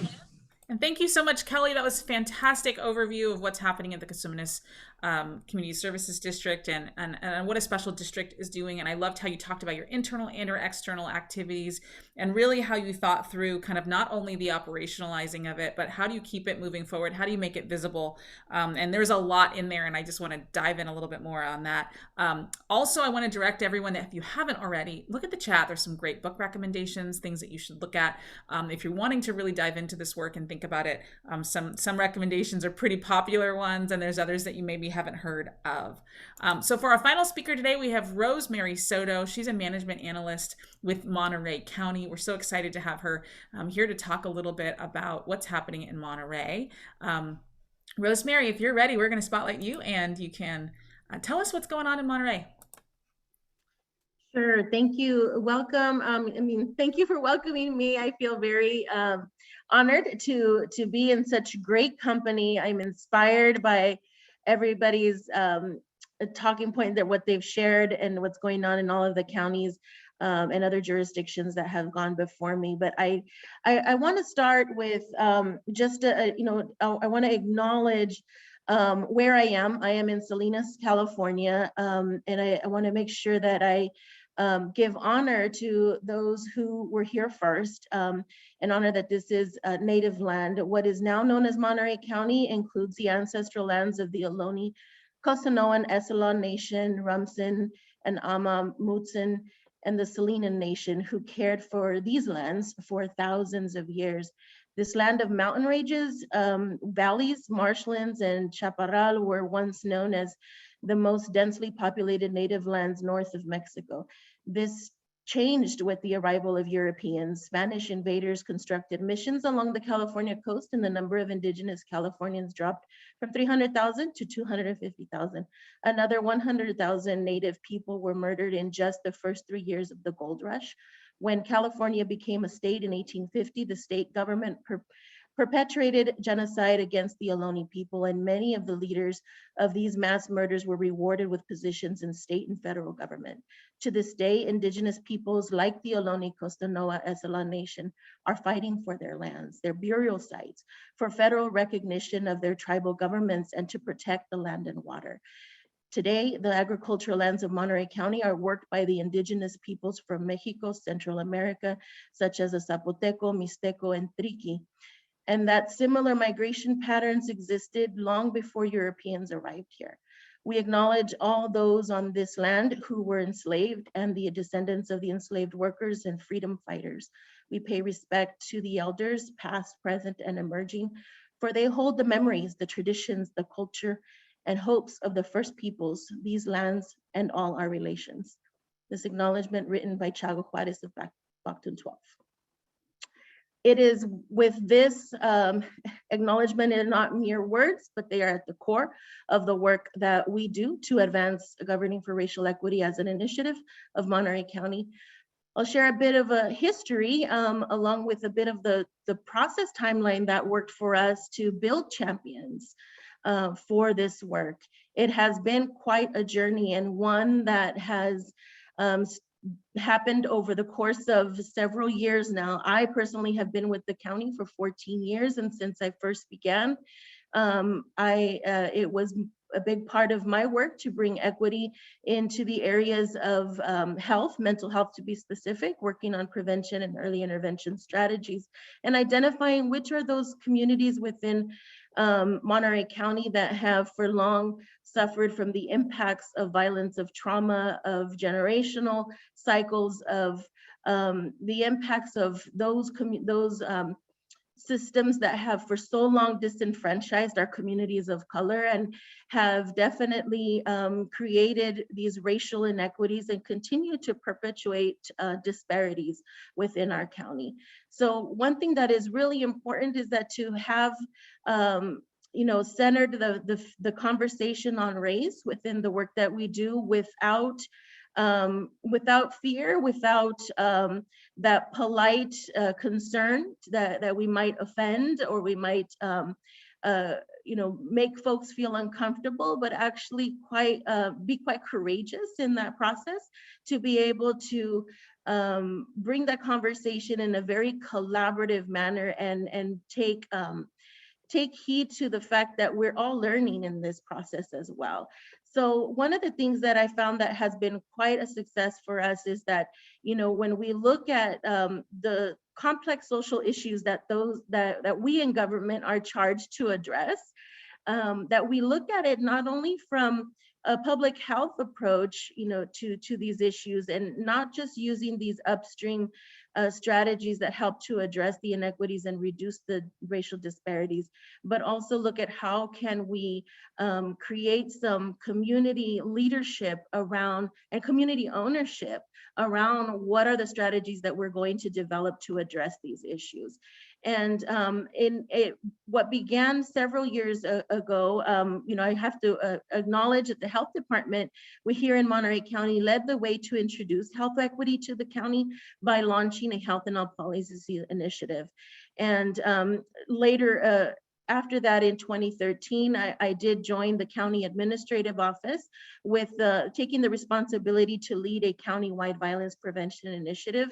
And again, coming from that public health approach, when we look at the fact that Monterey County historically had led the state in the highest homicide rates per capita in youth ages 10 to 24. This was data based on research conducted by the Violence Policy Center. You can't help but look at the systemic and institutionalized issues that might have created this social crisis here in our community. And when we look at the root cause of youth and gang violence, it's quite clear that the disproportionate number of incarcerated youth in Monterey County had been one of the counties that had the highest rates of youth being sentenced to the state's, penitentiary state's youth authorities. And so when you look at some of these disparities, you can't help but also follow where the investment or divestment of resources to our communities occurred over decades. And you also found that the risk factors that were rooted in systemic and institutional racism as a result of those unintended consequences of policies and criminal law and all of those factors which create then institutional racism, right? Because there are multiple systems working together that then cause these inequities.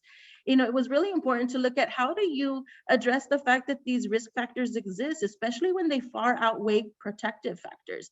And now I was just focusing on this one particular issue, but when you begin to look at other social complex issues in the communities that we're all trying to address in different ways, whether it be homelessness, whether it be the lack or inaccessibility to healthcare, quality healthcare. When you look at the issue of lack of housing or poor housing options, you often will find that there are many of our policies that for so long have perpetuated these disparities.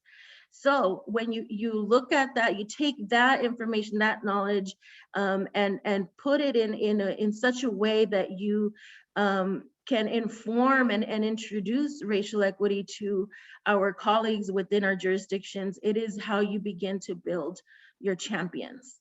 You begin to motivate and inspire, and just by that education alone and addressing the issues from a race perspective through a racial equity lens.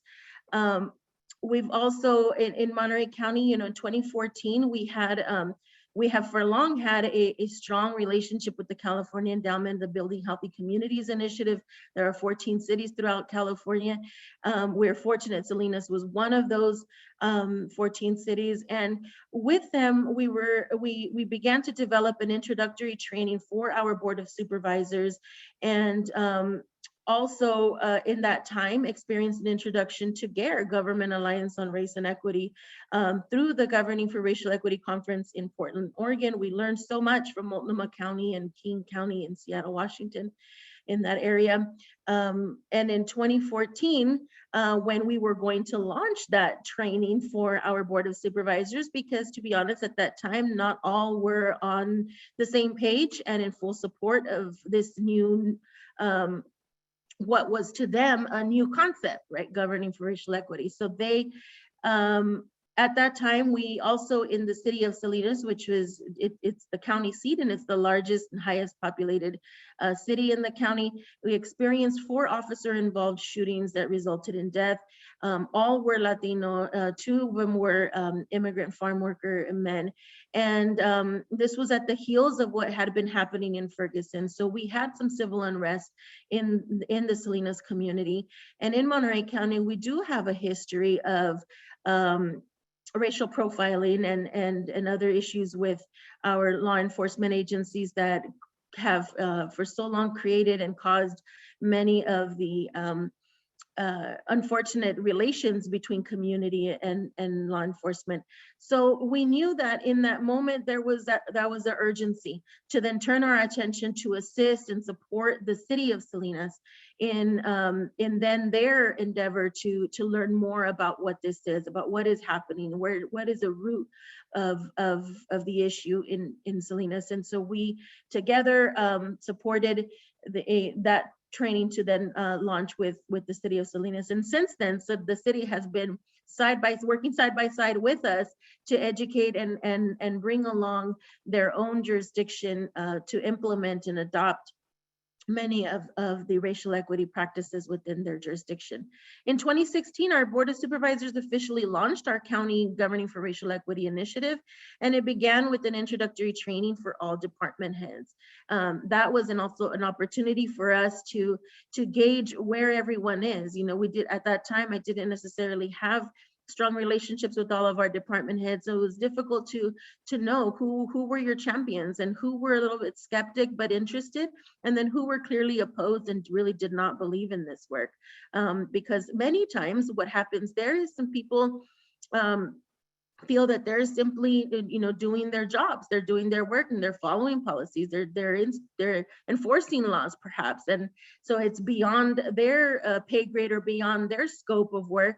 to be looking at it from a racial equity lens, or they might even say, you know, I don't see race when I'm doing my work, or when I'm serving a client, or when my department is providing this service. So that may be the case, and so it's oftentimes important to have a clear understanding of what is the lay of the land of the leadership, and that training helped to provide that glimpse into who we were working with and what were the approaches that we needed to use to be able to bring folks along and gather support and, you know, garner that buy-in that was going to be needed to be able to really embed this work within our county system. In 2017, then the Board of Supervisors, they adopted a racial equity statement by resolution, then declaring GRE a priority initiative of the board. Between the years of 2017 and 2019, each year we joined, we had the teams that joined our GARE learning cohorts in the Northern California Bay Area region, along with the city of Salinas. And we launched a 5-month racial equity learning series in Monterey County. After that, 2020 was the pandemic, right? So those learning series had paused in the Northern California area, but we decided to launch a 5-month racial equity learning series, which brought folks from the place of introduction, getting to know what this is, how do you do it, and really building a shared understanding and shared learning of language around racial equity. And this gave the opportunity for other jurisdictions in our county to get involved, other cities, neighboring cities, as well as more of our county department staff and leadership. In 2020, in the fall of 2020, the Board of Supervisors adopted our Racial Equity Action Plan, which includes strategies for several of our participating departments to implement racial equity principles in the policies, practices, and procedures. Many of them are similar to what I've heard from my previous co-panelists here. And so I think that if anyone is interested in learning more about that, in the interest of time, I'll definitely make myself available to share a bit more of the strategies. But I did want to talk a little bit more about, you know, the building your champions, because if you're starting out with this work, and it can be challenging, especially with identifying who are your champions already within the organization. Starting with those individuals to build a core has been so critical, especially for us here in Monterey County. Having a strong foundation of our team of champions has been what really has helped carry out the work. And next, you know, reaching out to those who are interested but skeptic about GRE, or feel that GRE has a notion of anti-whiteness, or perhaps too much of an activism. I myself, I consider myself, I'll be pretty transparent with you. I identify as a Chicana activist at heart. So sometimes being working within a system and in a bureaucracy, I've learned to embrace the term a bureauctivist, right? How do you navigate these political waters and also garnering support when needed, and addressing those who perhaps are not necessarily opposed, but so far on the spectrum of support, how to bring them to a place where they will not stand in the way, but at least support you, and in some cases have come along to a point where they do champion the work. Using what we learned in GARE Act, which is a tool that where you affirm, you counter, and transform, to engage those who are further away from being champions of GRE, and then holding space for the individuals or just experiences and feelings that become quite challenging in this process.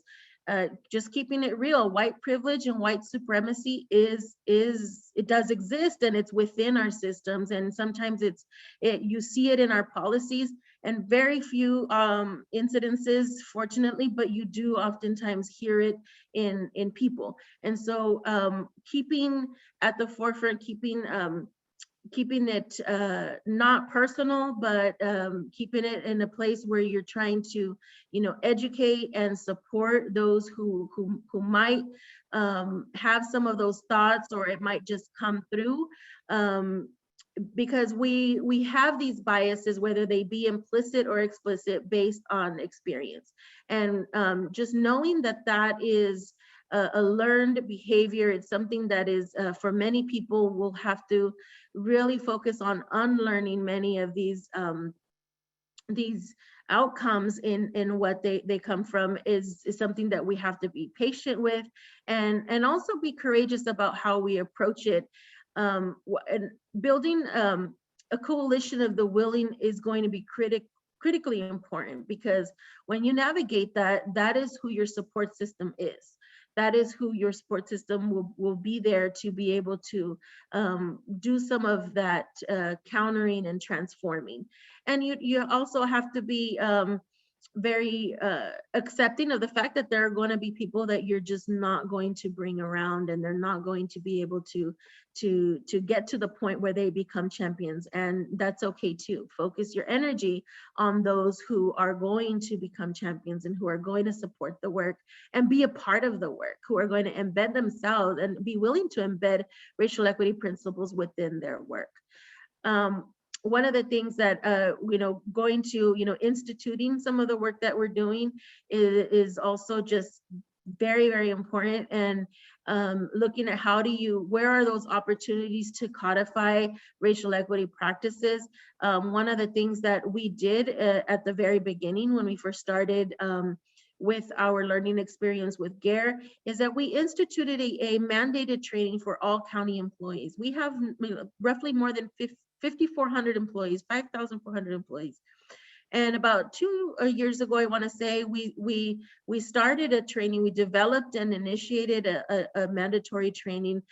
This was with an opportunity that our civil rights office identified, that we would be able to take that opportunity to use one of their mandated trainings and really bring in implicit and explicit bias training to a point where it also included an introduction to governing for racial equity. And to date, we've trained about 65% of our organization. So many people have either heard about it, and many have also come forward and said, hey, I like this, I want to get involved, I'm down for it. So that has been a great opportunity. Several of our departments have also come to the point where they want all of their employees to not just be trained and educated, but they want to identify some of those strategies, some of those policy areas where they can apply racial equity assessment tools. And that, again, is also critical, because this is how you make sure that this work is sustained and it's impactful for forever. You don't want to do this work because it's what's hot and it's what's the buzz. You want to make sure that it really brings on transformation within your system and changes within your policies. So it takes quite a lot of energy and effective communication with all of your teams. We do have a core team that includes several individuals from leaders from our health, from each of our departments. And I found that building on all of those strengths that the individuals bring to the table has been also just as important. And then I'll briefly talk about the community engagement. And just, Rosemary, I just want to acknowledge we're running a little long, so if you can just work on the wrap up, we'd love it. Thank you. Absolutely. I wasn't sure what that clock was meant. Is I have 2 minutes left, or okay, so great.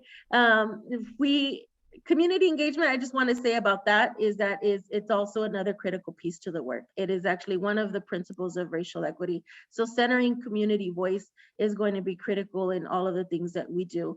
And we've identified and we've taken that into many of the projects that we've led and throughout the county. And so to demonstrate that it is possible to bring in community voice into the decision-making processes and relinquishing some of that community power to the decision-making power to community. So this has been, really just an experience, a journey, and we have a long ways to go, but we know that we're doing it for the generations that are to come. And I just want to thank everybody for the opportunity to share the history or the story in Monterey County. And I will conclude with that. Thank you. Oh, Rosemary, you were phenomenal. And for those of you that are listening in, well, first of all, Rosemary, thank you. Like, I think you can tell from the chat, like, so much information. What you might have noticed is we were running an audible behind the scenes because we just didn't want anybody to stop talking. We wanted you all to get the insights from the people on the ground doing this work. You're going to start to see spotlights from all of our panelists because while we love the idea of you guys getting together and talking in breakouts, I almost feel like it's almost better for you to be able to ask the questions of the panelists. So we're going to change things up a little bit. Instead of doing the breakouts we were going to do, we're going to actually just do the Q&A for as long as you guys want to stay on, as long as you can stay on, to talk about how they did this, because everyone did it a little bit differently. I can tell you there's a couple key themes that I'm seeing and questions that were being asked at all the levels. You know, what support do you have internally and externally? What is the culture of your organization? Who are the champions that you got? How can you grow them? What buy-in do you need to get? What buy-in do you have? What data do you have to justify the work that you want to do and to how to make that really visible for those that might be naysayers? You know, what does success look like for your community? What does success look like for your agency? Is it a proclamation? Is it an event? Is it a committee? What are some of the key milestones that demonstrate that you're making progress? And then what are some of the things that you can do, you know, internally and externally? What parties can you enlist? What partners can you enlist? How can you make this community driven, community engaged, community focused, but also think about your community both internally and externally, right? It's the community of your employees as well. I want to ask all of our panelists, because we've got a lot of great stuff in the chat. Thank you for insights that you've already provided around books and other resources that you have and the planning that you did. One question I have, which you don't have to answer right now, but maybe that you can throw our way so that we can share it out. What materials do you have in your journey? You guys worked on a lot of things. You worked on policy revisions. You worked on applications for councils. You worked on a number of things, proclamations. If there is anything you can share with us that we can then share with these registrants, we would appreciate that. I'll just say that outright. And then in the spirit of kind of collaboration that we have here, maybe Rosemary and Shireen, you both talked about, and Kelly, you did too, talked about collaborating with other agencies, right? It sounds like, you know, Rosemary, you collaborated with the city of Salinas, and I know that Kelly, you probably worked a little bit with the city of Sacramento. It sounds like you worked with the equity officer there. Shireen, you might have worked with others. Are any of you working outside of just your agency to really bring this together? What kind of collaboration was helpful for you as you moved this forward?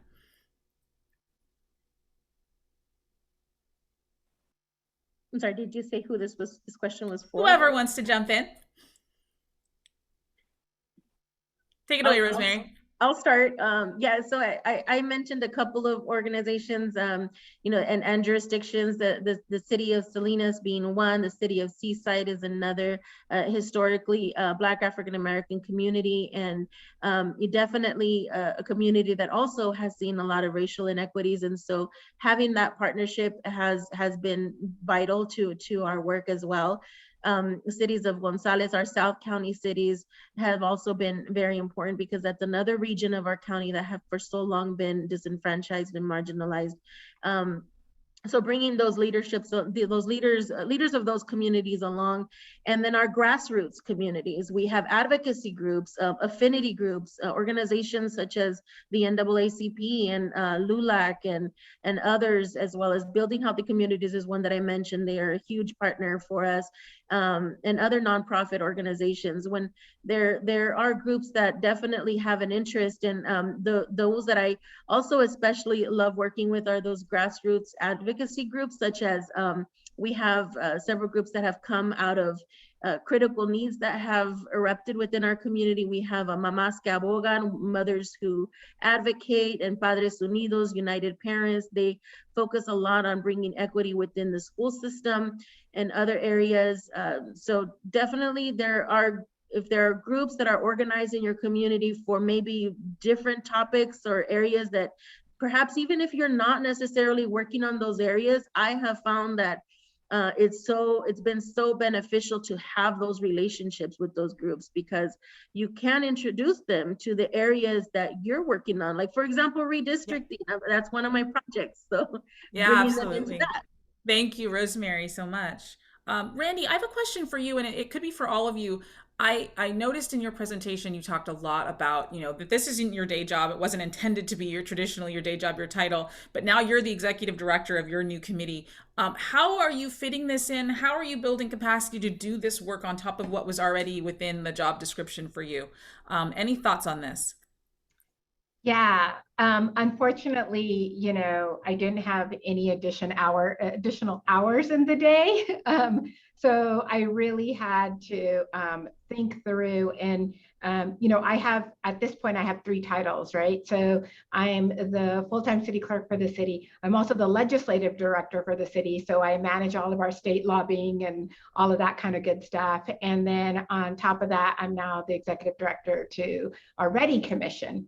And I think one of the biggest things I learned in the very first 6 months is if this work is important to me, I'm going to have to create some personal and professional boundaries for myself, not to create burnout and then not to create a situation where the work goes by the wayside.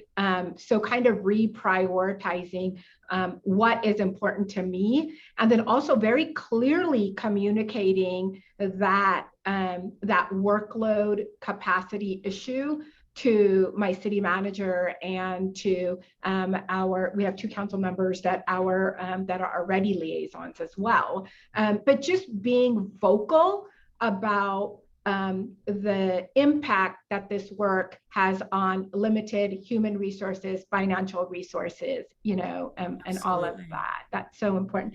One thing I did want to mention, just really quickly, also for my effective communication, I have when you're doing this work, it's really, really important to tag on to Rosemary's comment, is understand your audience. And everybody mentally, I kind of put everybody into 4 categories. They're either advocates, followers, skeptics, or active resistors. And it's really, really important to connect with the advocates, don't lose supporters, give information to skeptics, and on your active resistors, not try to change their mind. Meet them where they are, simply so they can become less active. That's fantastic. It. So I love that. I love that that kind of approach, and I appreciate it. Thank you for sharing that. There's some questions in the chat around cost, of course, and resources. And if any of you are able to, if you could type into the chat what your budget might be and where those funds come from. Some people are using ARPA funds. Some people I have separate line items within their budget to accommodate this work. And I think even you, Shireen, mentioned that, you had to look at the budget and go, oh my God, I need to rethink this because we can't get anything done with what we originally thought, right? If any of you are able to share budget numbers and or the people that are supporting you, if any of you have people that are supporting you, staff that are supporting this effort internally, can you let us know who those staff are, what those titles are? And if there's any dollars, you can drop it in the chat. We'd love it. So do any of you have any bodies that are actually helping you guys do the work? I'll go ahead and drop this in the chat. I don't have exact dollar figures, but I can estimate that about anywhere from a quarter to third of my time in doing everything is going to equity work.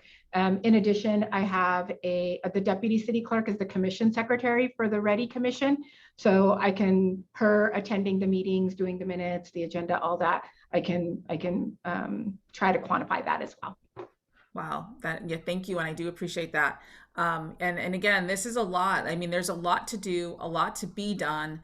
And it seems like we're getting a lot of this from the passion of the people around the room, right? And I see the value of having this collective mind trust of just, learning how you did it, how you overcame, and what you achieved. As I mentioned a little earlier, we changed our approach today. Instead of doing the breakout groups that we wanted to do with all of you, we kind of just wanted to hear a little more from the people that were on the ground. We're going to do another follow-up where we can do that breakout group together, hear from each other at various stages, and talk a little bit more about what you need and what you know. There's fantastic information in the chat, and I know some questions in the chat. We'll try and make sure that our panelists answer those even if they're offline. We do want to go ahead and go up to wrap up today, and I want to thank everyone on the panel today. I want to thank our affiliates. I want to thank all of the people that you all certainly that were part of this conversation, and I want to just make sure that we direct you to some of the other specifics related to this discussion, this effort, and how we can keep this momentum going. Couple things, shameless plug. We do have another public engagement training. It's our last one of the year. It ties into equity. It ties into how do you connect the dots with your community stakeholders? How do you make sure that they're part of the equation when you think about local government? It's this week, last chance probably today to sign up for that. It starts on Thursday. Next slide. Tackling your leadership challenges is another training that ILG is doing. It's in December. This is really for those elected officials that really want to work within the framework of governance to improve their leadership and collaboration with their council. Really be effective.